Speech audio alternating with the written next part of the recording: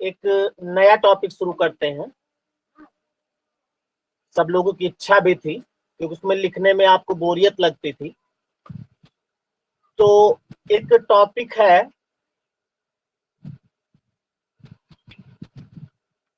शब्द रचना।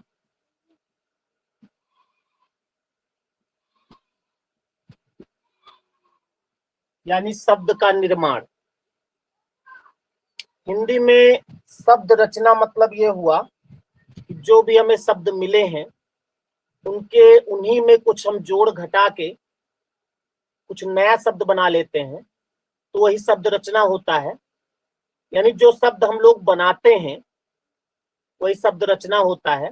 मूल शब्द तो जो है ही, वो तो शब्द आप जानते हो, यौगिक, रूढ़ शब्द, ये सब होते हैं, वो हम पढ़ा चुके हैं। अब कुछ तरीके हैं जिनसे हम शब्दों का निर्माण करते हैं, उसमें कुछ जोड़ घटा के। जैसे ट्रैक्टर होता है, ट्रैक्टर में हम एक चीज जोड़ लेते हैं तो कुछ काम ज्यादा हो जाता है। जैसे ट्राली जोड़ लिए, कल्टीवेटर जोड़ लिए, अब तो रोडावेटर आ गया, जोड़ लेते हैं। इसी तरह कोई शब्द होता है, उसमें हम कुछ आगे पीछे जोड़ते हैं तो वो दूसरे रूप में काम करता है। तो ये शब्द रचना जो है वो 4 प्रकार से होती है। एक होता है उपसर्ग के द्वारा, यानी उसमें हम उपसर्ग लगा देते हैं तो कोई शब्द बन जाता है। दूसरा होता है प्रत्यय के द्वारा। तीसरा होता है समास के द्वारा, समास से भी हम शब्द का निर्माण करते हैं। और चौथा होता है संधि के द्वारा। यानी देखा जाए तो शब्द रचना जो टॉपिक है, ये अगर पूरा हो गया तो आपकी ज्यादातर पूरी हिंदी, लगभग 70% हिंदी समाप्त हो जाएगी। क्योंकि इसके तहत उपसर्ग भी पढ़ना है आपको, प्रत्यय भी पढ़ना है, समास भी पढ़ना है और संधि भी पढ़ना है। और ज्यादातर लोगों को इन्हीं में दिक्कत होती है। पढ़ने वाले टॉपिक यही होते हैं ज्यादातर। हालांकि हम एक एक टॉपिक पढ़ाने के बाद बीच में कुछ लिखने वाले टॉपिक भी पढ़ाएंगे आपको, ताकि उधर भी कंप्लीट होता रहे। तो सबसे पहले आप कॉपी में हेडिंग डालो, शब्द रचना। सभी लोग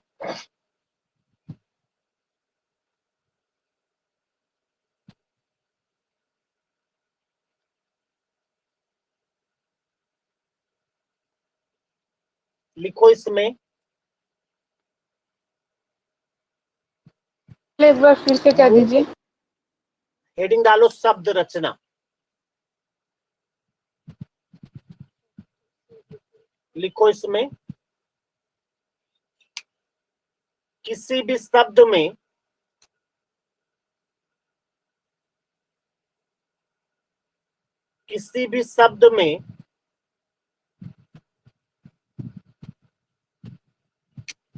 उसके आगे या पीछे कुछ जोड़कर, किसी भी शब्द में उसके आगे या पीछे कुछ जोड़कर जो शब्द बनाया जाता है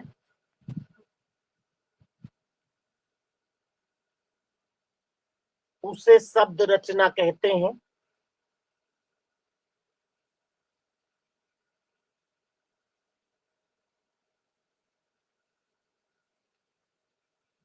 शब्द रचना 4 प्रकार से होती है।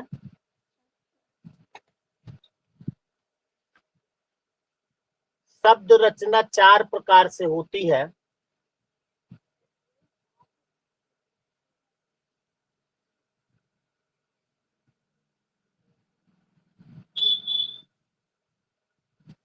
नंबर 1, उपसर्ग के द्वारा। नंबर 1, उपसर्ग के द्वारा। नंबर 2, प्रत्यय के द्वारा।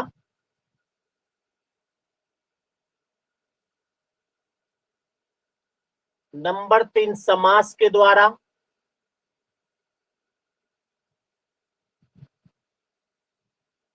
और नंबर 4, संधि के द्वारा।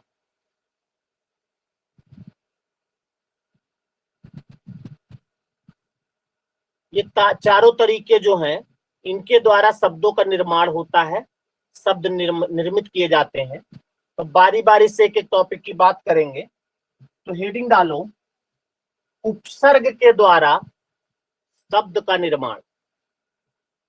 उपसर्ग के द्वारा शब्द का निर्माण।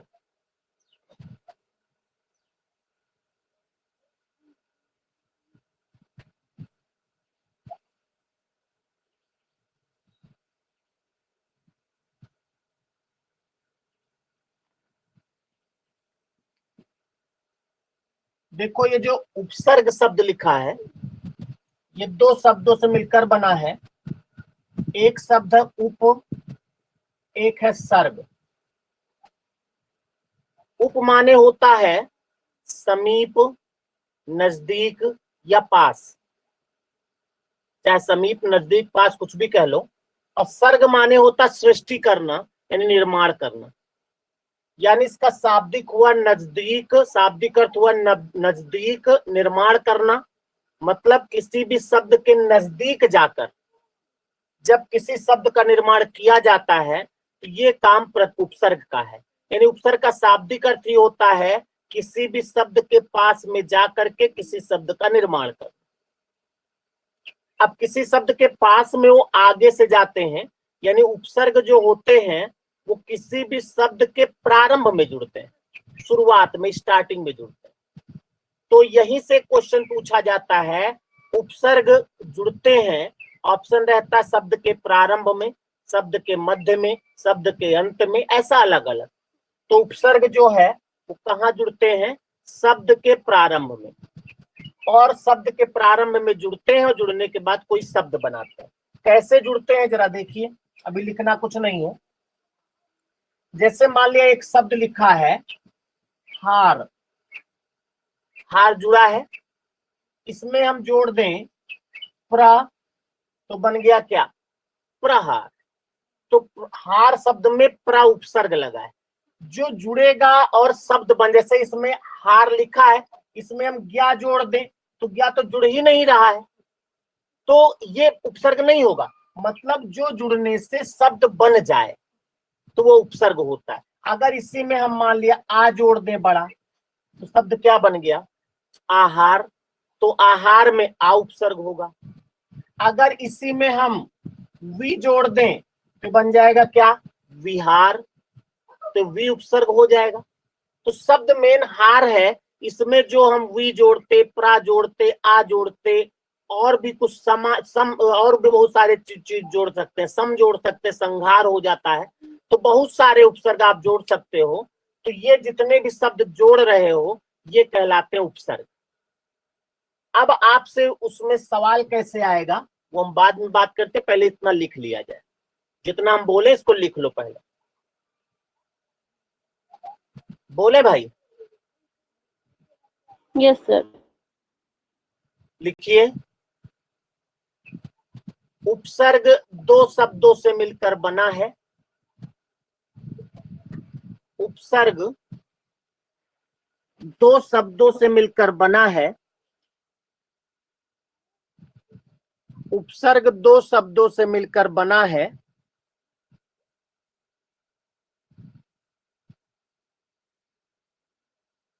उप और सर्ग, उप और सर्ग।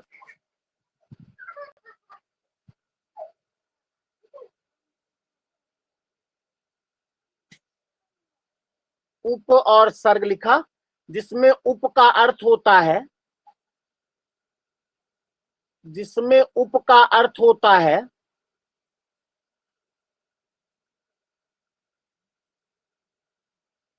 समीप,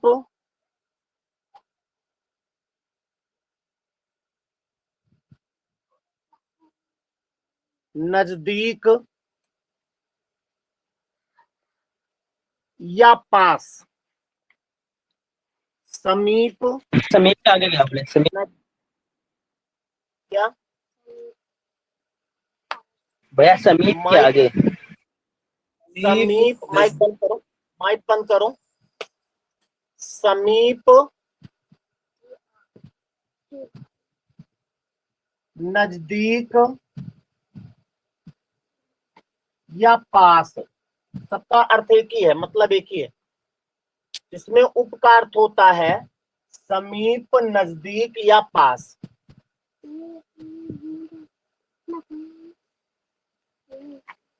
तथा सर्ग से तात्पर्य, तथा सर्ग से तात्पर्य सृष्टि करने से है,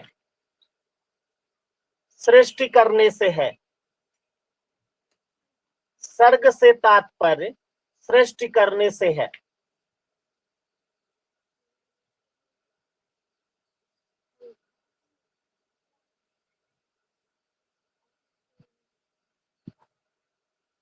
अर्थात उपसर्ग वे शब्दांश होते हैं, इन्वर्टेड कॉमा में लिखिएगा इसको, उपसर्ग वे शब्दांश होते हैं जो किसी भी शब्द के, जो किसी भी शब्द के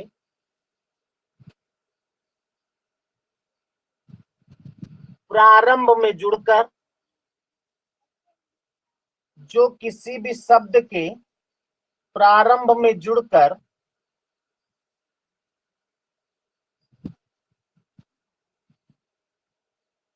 एक नए शब्द का निर्माण करते हैं, एक नए शब्द का निर्माण करते हैं।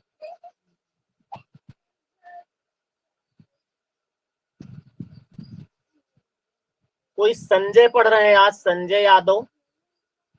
संजय मेरी आवाज सुन रहे हैं?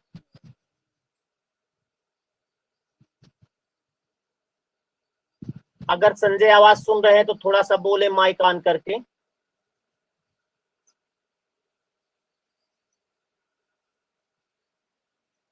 नहीं बोलोगे?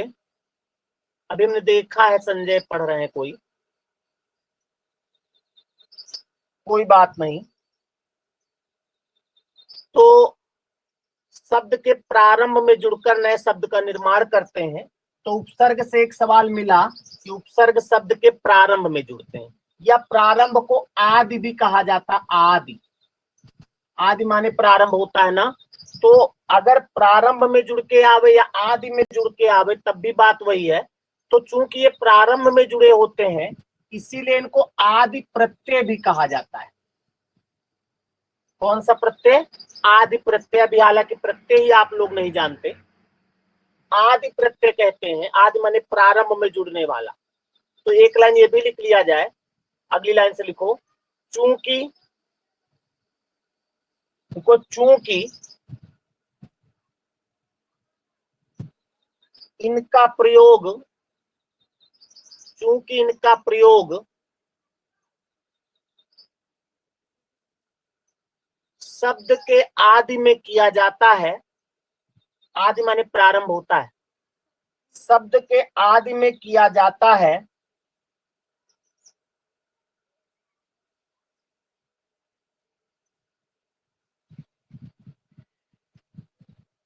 इसीलिए इन्हें आदि प्रत्यय भी कहा जाता है। इसीलिए इन्हें आदि प्रत्यय भी कहा जाता है। सर, हाँ, सर इसमें प्रारंभ में जुड़ रहा है तो उपसर्ग होगा या प्रत्यय कहा जाएगा? बेटा उपसर्ग है इसको कहते हैं, लेकिन आदि प्रत्यय, आदि जब शब्द जुड़ गया ना तो आदि और प्रत्यय का शाब्दिक अर्थ होता, भी पढ़ेंगे, प्रतिधन है, यानी किसी के प्रति आना। तो प्रारंभ में जब किसी के प्रति आना ये शब्द शाब्दिक अर्थ हो जाएगा, इसीलिए आदि प्रत्यय कह दिए इसको। और कुछ नहीं, उपसर्ग तो कहा ही जाएगा, प्रारंभ में जुड़ने वाला उपसर्ग होता ही है, लेकिन चूंकि आदि शब्द लग गया तो आदि प्रत्यय कह सकते हैं हम, ये बात, और कुछ नहीं। आगे लिखें। अब ये उपसर्ग की बात हो गई, प्रारंभ में जुड़ते हैं। अब ये उपसर्ग जो होते हैं, अभी हमने आपको हार शब्द में लगा के दिखाया था कि कैसे जुड़ते हैं, और पेपर में जो आता है उपसर्ग से सवाल कैसे आता है, एक तो सवाल पूछ लिया जाता है कि हिंदी में कितने उपसर्ग होते हैं, ये बहुत इंपॉर्टेंट सवाल है, इसको भी हम लिखाएंगे भी। और कैसे उपसर्ग होते हैं, ये सवाल थ्योरिकल पूछा जाए बात अलग है, लेकिन ज्यादातर सवाल होता है कि कोई शब्द दिया जाएगा उसमें कौन सा उपसर्ग है ये पूछा जाता है। जैसे मान लिया कोई भी शब्द ले लिया जाए, जैसे मान लिया एक शब्द लिखा है कमजोर, अब आपसे पूछा जाए इसमें कौन सा उपसर्ग है, तो अब आप अभी तो कोई उपसर्ग पढ़े नहीं हो, कोई उपसर्ग नहीं जानते कौन सा होता है, इसके ऑप्शन होंगे, लेकिन आपको करना क्या है कि उपसर्ग जो होता है इतना तो मालूम है, उपसर्ग जो होता है वो शब्द के प्रारंभ में जुड़ता है। तो आप शुरुआत से, और छोटा होता है, शुरुआत से छोटा कम से कम हटा के देखो, जितना कम से कम हटाने से शब्द बच जाए। क्या बच जाए? शब्द। क्यों? क्योंकि उपसर्ग जो होगा शब्द में लगेगा। तो जितना इधर से हटाने से इधर शब्द बच जाए, समझ लो वो उपसर्ग होगा। बहुत सावधानी समझिएगा इस बात को। अगर ये चीज समझ गए तो हम कोई उपसर्ग लिखावें या न लिखावें, पेपर में आप कर ले जाओगे। भाई ये आपको क्लियर है कि उपसर्ग शब्द, किसी का माइक डिस्टर्ब कर दिया, किसी का उपसर्ग शब्द के प्रारंभ में लगता है, ये सबको मालूम है। तो प्रारंभ से जब हटाओगे तो जितना वायु प्रारंभ से हटा लोगे तो शब्द में लगा है तो शब्द ही बचेगा। जैसे ये मार्कर है, ये कैप है, कैप किस में लगा? मार्कर में। अब अगर हम कैप हटा लेंगे तो क्या बचेगा? मार्कर बचेगा। तो उपसर्ग जो है वो शब्द में लगता है। उपसर्ग ये है ढक्कन, ये लग गया तो शब्द में लगा, तो अगर हम ढक्कन हटा लेंगे तो शब्द ही तो बचेगा। तो आपको शुरू से देखना है, जितना कम से कम हटाने से इधर शब्द बच जाए, शब्द मतलब उसका कोई अर्थ हो, तो समझ लो वो उपसर्ग होगा। जैसे इसमें हम का हटाएंगे, पहले का हटाएंगे तो मजोर बचेगा। इसका मतलब ये नहीं कि का उपसर्ग नहीं होता, का भी उपसर्ग होता है। जैसे मान लिया यहीं पे लिखा होता कपूत, तो का हटाते तो क्या बचता? पूत बचता। इसका मतलब कपूत में का उपसर्ग होगा। लेकिन यहां पर जब का हटाए तो बचा क्या? मजोर। मजोर कोई शब्द नहीं होता, तो आगे और ले लो। का से नहीं बचा तो मां भी ले लो। अगर का और मां हटा दें तो इधर क्या बचेगा? जोर। जोर एक शब्द है। तो आप समझ लो कि कमजोर में कौन सा उपसर्ग है? कम उपसर्ग है। ये तरीका है आपको लगाने। और यहाँ तो अपने आप हटा रहे हैं, वहां ऑप्शन में, पेपर में ऑप्शन होंगे, जो सबसे छोटा ऑप्शन हो पहले उसको हटाओ, उसको हटाने के बाद शब्द बच जाए तो वही उपसर्ग है। वो नहीं है तो उससे बड़ा वाला, फिर उससे बड़ा वाला, फिर ऐसे। बाकी अभी ऑप्शनल आप सवाल करोगे तो आएगा। तरीका आपको यही दिमाग में रखना है कि शुरुआत से हटाना शुरू करो, जितना कम से कम हटाने से शब्द बच जाए, समझ लो वो उपसर्ग होगा। कोई भी शब्द होगा, जैसे मान लिया कोई भी उपसर्ग आप ले लें, मतलब कोई भी शब्द ले लें, उसमें अगर शुरू से हटाओगे और अगर वो शब्द बच जाए तो समझ लो। जैसे एक शब्द है लाजवाब, जवाब होता है फिलहाल, लाजवाब शब्द होता है। अब इसमें अगर हम उपसर्ग आपसे पूछें तो शुरुआत से जब हटाओगे तो ला हटेगा, जब ला हटेगा तो क्या बचेगा? जवाब बच जाएगा। तो लाजवाब में ला उपसर्ग होगा। अब ला उपसर्ग होता है कि नहीं होता इससे आपसे मतलब नहीं, बस उतना हटाने के बाद शब्द बच रहा है, इसका मतलब वो उपसर्ग है। बात समझ में आई? कुछ कर लोगे?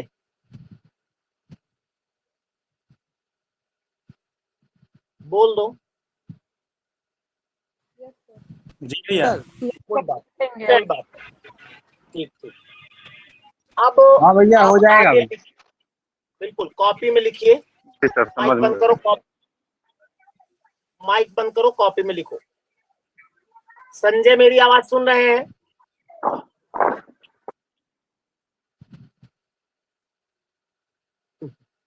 कोई बात नहीं, अभी हम कॉल कर लेंगे। हमारा नंबर, जब हमारे नंबर से कॉल आवे तो उठाना भी नहीं बेटा। लिखो। भैया माइक ओपन नहीं कर पा रहे हो। कौन? संजय? हो सकता है, हम पहली बार पहली क्लास ले रहे हैं ना, इसलिए हम आपसे पूछ रहे हैं कि अगर कुछ दिक्कत हो रही तो हम बता दें। सर समझ में आ रहा है, सुन रहे हैं। ठीक है, माइक बंद कर लो। संजय बोल रहे हैं? जी भैया। माइक अब सुन लो, अपना माइक बंद कर लो। माइक वाला बटन जो है, माइक अभी ऑन है आपका, माइक बंद करो तुरंत। माइक पे पुश कर दोगे, माइक बंद हो जाएगा। जब आपको कुछ पूछना हो, कोई कंफ्यूजन हो या कुछ बोलना हो, तो आप माइक ऑन करो, उसको बोल दो, और जैसे ही आपकी बात समाप्त हो जाए माइक को बंद कर लो, तब हमारी आवाज आप तक अच्छी आएगी, स्पष्ट आएगी। ठीक है, तो माइक पे ज्यादा ध्यान देना, बाकी क्लास अच्छी चलेगी। तो अब आगे लिखे उसमें, हिंदी में प्रयुक्त होने वाले, हिंदी में प्रयुक्त होने वाले उपसर्ग, हिंदी में प्रयुक्त होने वाले उपसर्ग 3 भागों में बटे होते हैं, 3 भागों में बटे होते हैं।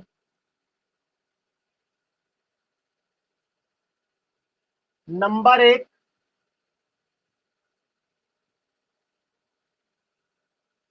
संस्कृत के उपसर्ग।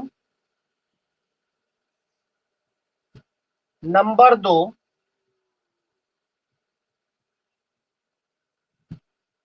हिंदी के उपसर्ग।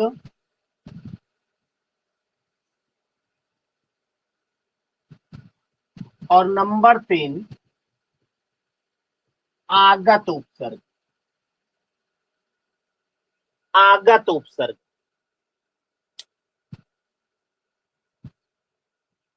नंबर 1 संस्कृत के उपसर्ग, नंबर 2 हिंदी के उपसर्ग, नंबर 3 आगत उपसर्ग।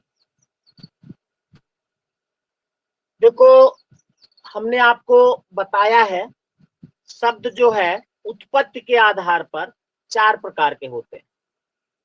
तत्सम, तद्भव, देशज, विदेशज।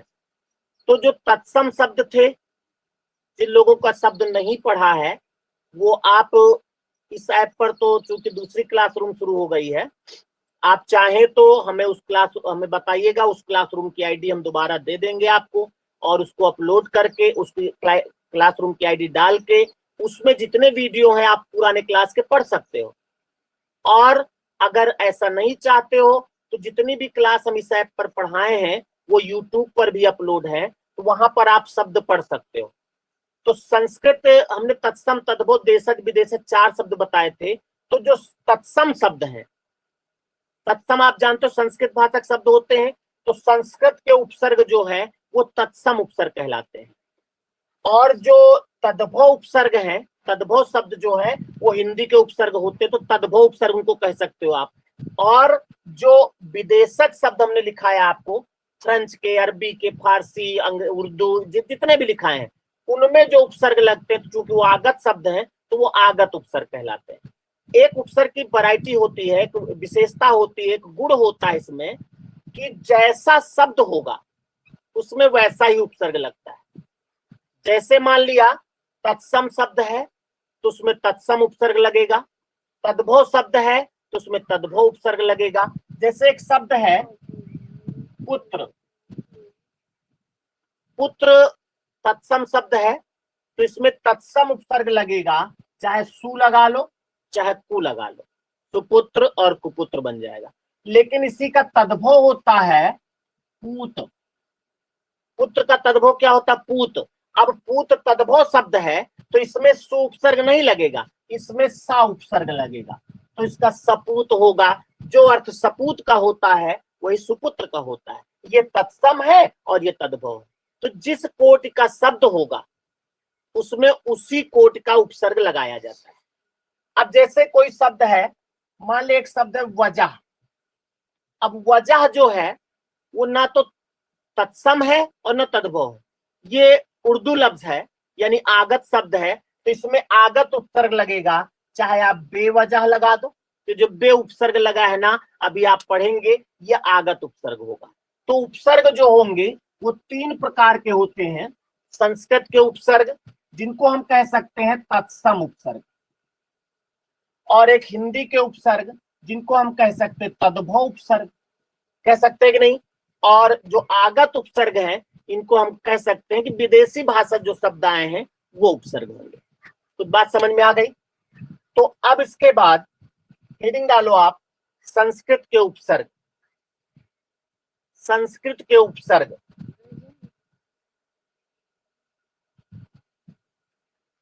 संस्कृत के उपसर्ग।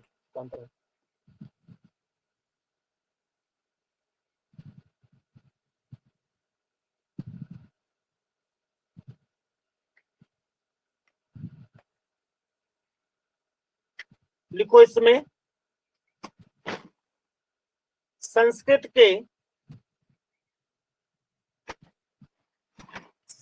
के कुल 22 उपसर्ग हैं। संस्कृत के कुल 22 उपसर्ग हैं।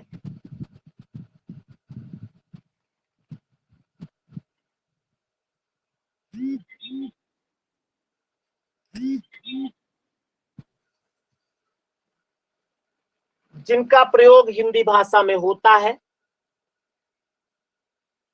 जिनका प्रयोग हिंदी भाषा में होता है।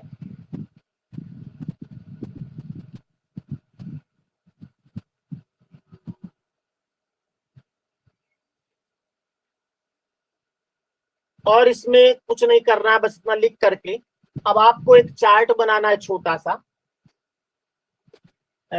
एक तरफ लिखना है उपसर्ग, अभी लिखो नहीं, ऐसे जैसे हम बनाएंगे उपसर्ग, एक लाइन खींच लेंगे। उसके बाद दूसरा कॉलम बनाएंगे अर्थ, और तीसरा बड़ा सा कॉलम रहेगा जिसमें आप लिखेंगे उदाहरण। उदाहरण कुछ लिख देंगे, बाकी इनसे कुछ होना नहीं है, केवल ये होगा कि उनका अर्थ आपको मालूम पड़ जाएगा। क्योंकि कभी कभी पूछ लेते हैं इस शब्द का, इस उपसर्ग का अर्थ क्या होता है। हालांकि कभी कभी एक उपसर्ग के 2-3 अर्थ होते हैं, तो वो कभी कभी पूछते हैं, तो उसी उपसर्ग का अर्थ पूछेंगे जिसका एक ही अर्थ होगा। तो आपको लिख लेना है उपसर्ग अर्थ उदाहरण।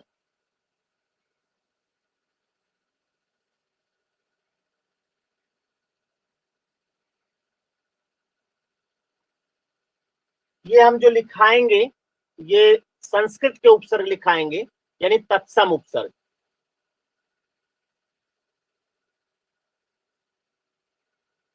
तो तत्सम में पहला उपसर्ग आप लिखिए, अभी हमने बात किया था प्रा उपसर्ग। प्रा, प्रा का अर्थ होता है, प्रा अर्थ वाले में आप लिखेंगे अधिक, ऊपर, कई अर्थ होते हैं, अधिक, ऊपर, आगे, इतने अर्थ लिखिए। और शब्द में आ जाओ,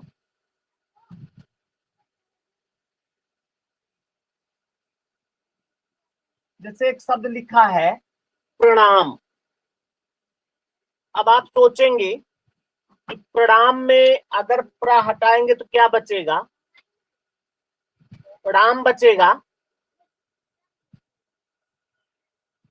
राम कोई शब्द नहीं होता, राम नहीं बचेगा। भी आप संधि पढ़ोगे तो एक संधि में नियम होता है कि री रा सा के बाद यदि ना व्यंजन आता है तो ना का परिवर्तन अड़ा में हो जाता है। तो ये ना का परिवर्तन अड़ा में हुआ है, तो प्रधन नाम होगा। ये नाम यानी कि प्रा माने यहाँ पर आगे, हाँ ऊपर, और नाम माने नाम, यानी प्रणाम का अर्थ होता है आपका नाम हमसे पहले आगे होगा, तो प्रा उपसर्ग इसमें निकलेगा। इस तरह से थोड़ा सा आपको दिमाग भी लगाना पड़ेगा। आपने देखा होगा कुछ लोग कहते हैं सर जी प्रणाम, तो सर जी जो होते हैं वो भी कह देते हैं बेटा प्रणाम, बल्कि गलत। सर जी जब प्रणाम किया जाए, प्रणाम का मतलब आप सर्वोपरि हैं, आपका नाम सबसे आगे है, तो सर जी को नहीं कहना चाहिए, बल्कि सर जी भी कह देते हैं बेटा नहीं आपका भी नाम आगे है। बल्कि ऐसा नहीं होना चाहिए। प्रणाम का जवाब प्रणाम नहीं होता, प्रणाम का जवाब खुश रहो हो जाएगा, कुछ भी और कह दो, लेकिन प्रणाम नहीं होता, क्योंकि प्रणाम का अर्थ होता है आपका नाम आगे।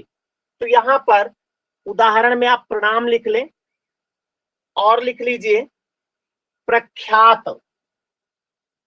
प्रख्यात। यहां पर प्र हटाओगे तो क्या बचेगा? ख्यात। ख्यात माने होता प्रसिद्ध, इसी में वी लगा दो, विख्यात, है ना। तो प्रख्यात हो गया। प्रयोग, प्रगति,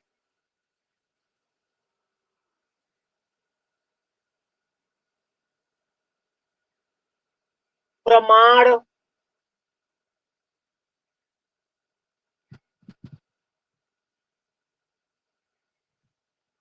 तो इस तरह से बहुत सारे शब्द आप लिख सकते हो और अपने आप भी जोड़ के आपके जो चाहो आप लिख सकते हो। बस केवल इतना करना कि जो भी शब्द लिखना उसमें प्रा जब हटाओ तो शब्द जरूर बचे।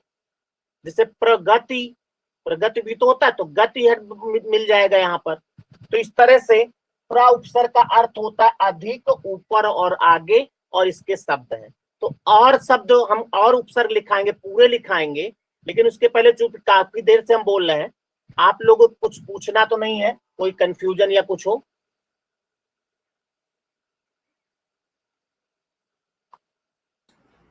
नहीं भैया।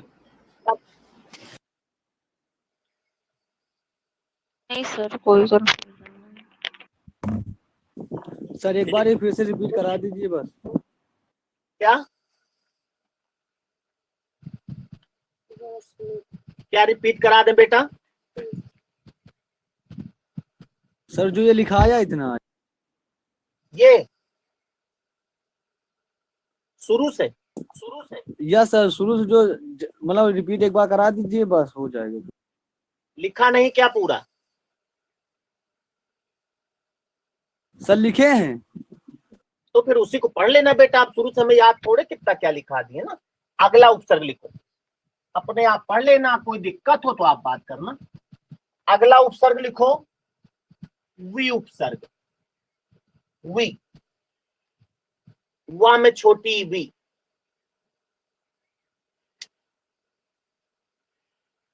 वी का अर्थ लिखो, अर्थ में आओ, लिखो वी का अर्थ होता विपरीत,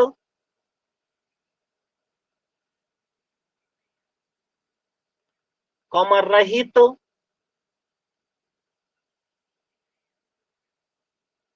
कॉमा अर्थ वाले में विशेष। लिखना है ना।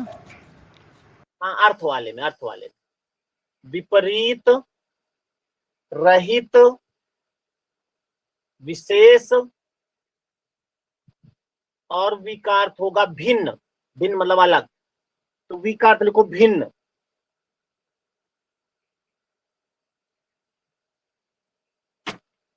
शब्द में आ जाओ, उदाहरण में लिखो।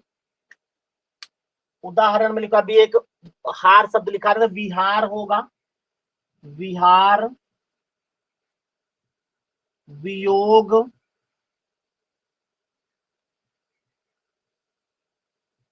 विरह।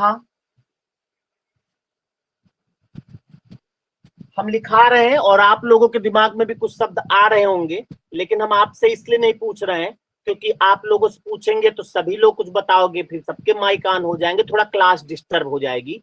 यही ऑफलाइन क्लास होती तो आप लोगों से ही पूछते हम। और विदेश,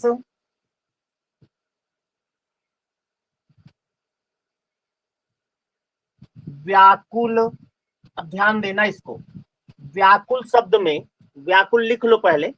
व्याकुल लिखते ही कुछ लोग व्याकुल हो गए होंगे कि व्याकुल में तो वी नहीं दिख रहा है। दिख नहीं रहा बेटा इसलिए क्योंकि अभी अभी नजरें कमजोर है, और कुछ लोगों को दिख रहा होगा, कुछ लोगों को व्याकुल में वी दिख रहा होगा पक्का। उन लोगों को दिख रहा होगा जो लोग संधि पढ़े हैं, और जो लोगों को नहीं दिख रहा है अभी दिखेगा जब आप संधि पढ़ लोगे, क्योंकि इसका संधि विच्छेद जो होगा वी धन आकुल होगा। इसका संधि विच्छेद होगा वी धन आकुल, तो व्याकुल में भी वी उपसर्ग होगा। इसी तरह व्याप्त, व्याप्त में भी वी धन आप्त होगा। व्यायाम, व्यायाम में भी वी उपसर्ग होगा। और विशेष शब्द विमर्श। शब्द जितने ज्यादा लिख लोगे और हम तो चाहेंगे अपने आप भी कुछ शब्द लिख लेना। किसी शब्द में कोई दिक्कत हो तो आप पूछ लीजिएगा। टाइम कितना हो गया? मिटा दें? सर ये विरह मतलब क्या होता है सर? उपसर्ग हमने हटा दिया, तो रह मतलब क्या बचेगा? रह का मतलब होता है रहना। रह एक शब्द है, रह से रहना, ना प्रत्यय लगो तो रहना होता है ना। तो विरह मतलब अलग रहना। अलग, देखो यहाँ वी का अर्थ क्या है? अभी हमने लिखा था वी का अर्थ था भिन्न, और रह मतलब रहना, तो यानी अलग रहना भी विरह कहलाता है। तो वहां पर रह इस तरह, हाँ बिल्कुल सही है कि जैसे वी हटा दिए तो रह बचा। शब्द न जानते होगे आपकी रह क्या होता है, तो आपको कुछ शब्दों का भी, जिन शब्दों का मालूम ना होगा, तो उनको इस तरह प्रत्यय लगा के या क्रिया लगा के आप देख सकते। जैसे कहा, कहा एक धातु है, कथ धातु होती है, तो कहा मतलब कहो यानी कहना, तो रह मतलब रहो यानी रहना। इस तरह होगा। सर जी व्याप्त में जी वी धन आप्त होगा, तो आप्त हाँ, मीन्स क्या होगा? आप्त, जैसे ये आप्त शब्द आया है, माइक बंद कर लेना। आप्त शब्द, अब आप्त आपको नहीं आता क्या होता है? जैसे अब एक तो हमने चलो बता दिया, रहा हो गया। अब इस तरह अगर सब पूछोगे तो हमको आपको दूसरी चीज बतानी पड़ेगी। देखो जैसे मान लिया ये कोई शब्द ऐसा मिल जाए आपको कि आप्त आया और ये नहीं मालूम आप्त माने क्या होता है, तो आप प्रयास ये करो इसमें कोई दूसरा उपसर्ग लगने से क्या शब्द बन सकता है। जैसे इसमें वी लगाया तो वी धन आप्त व्याप्त हो गया। अगर परि लगा दो तो परिधन आप्त से पर्याप्त बन जाएगा, बन जाएगा ना। इसका मतलब यह है कि आप्त जो है कोई ना कोई शब्द होता है और उसका अर्थ भले तुमको ना मालूम, क्योंकि और बहुत सारे शब्द अभी आप मिलेंगे तो आप उनका अर्थ पूछोगे तो टाइम लगेगा। आप क्या करो, जैसे मान लिया आप्त शब्द मिला तो आप्त में कोई दूसरा उपसर्ग लगा के देख लो। अगर ऐसा कुछ शब्द बन जाए तो समझ लो वो शब्द है, अन्यथा नहीं।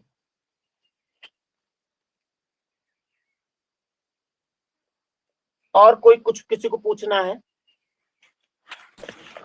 भैया रीजनिंग का टाइम हो गया। हाँ, वही देखने के लिए हम पीछे आए हैं, इसीलिए हम पीछे आए हैं बेटा। अभी 14 ही हुआ है। रीजनिंग में ज्यादा मजा आता है आशीष को क्या? भैया हो गया टाइम, 1 मिनट तो हो जाएगा। हाँ हो तो जाएगा बिल्कुल बेटा।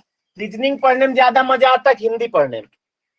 भैया रीजनिंग भैया दोनों आते हैं, तो पढ़ना दोनों है, एक नहीं पढ़ना है। अच्छा, ठीक ठीक। हाँ भैया, तो समय के अनुसार दोनों चीज पढ़ा जाएगा। चलो लेकिन फिर 2 भैया मिनट बाद अगर 80% रीजनिंग पढ़ने में ज्यादा मजा आता है, 20% हिंदी। ठीक ठीक ठीक। तो हिंदी फिर ज्यादा पढ़ा करो, क्योंकि जिसमें मजा ना आवे उसको ज्यादा पढ़ना चाहिए ना, और जिसमें मजा आवे उसको तो पढ़ना ही है।